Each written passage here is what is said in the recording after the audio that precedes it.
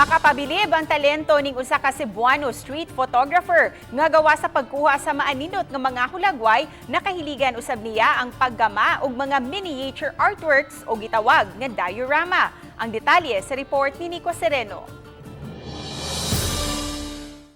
Kung tan-awon pag-ayo daw tinuod gyud kining dagway sa usa ka komunidad.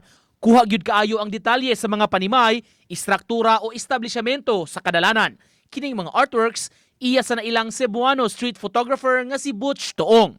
Gawas sa pagsuroy sa kadalanan aron makakuha og maanindot nga mga pictures, gihimo sab niya kining inspirasyon sa paghimo og mga urban diorama.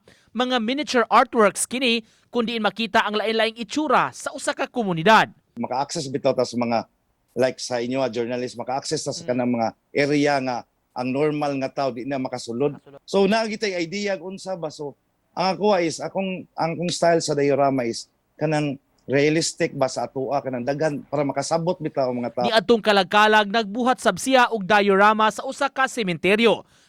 Nakuha gyud ang itsura sa apartment type nga mga nicho nga mga duha hangtod sa 3 ka semana niyang nahimo.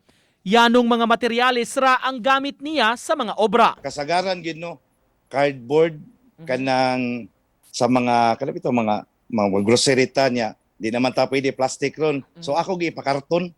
Gawas ni ini ubay-ubay na sabang iyang nabuhat nga mga diorama nga buot niyang i-exhibit sa umaabot.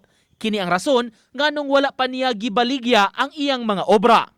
Sa mga interesado muhimo ni ini, ania ang iyang tambag. Makaya gina ninyo kay labi na kining sa diorama ba kay kanang ang wala gito ang materials na ragid sa tuano niya kanang mawkawala sa stress bitaw.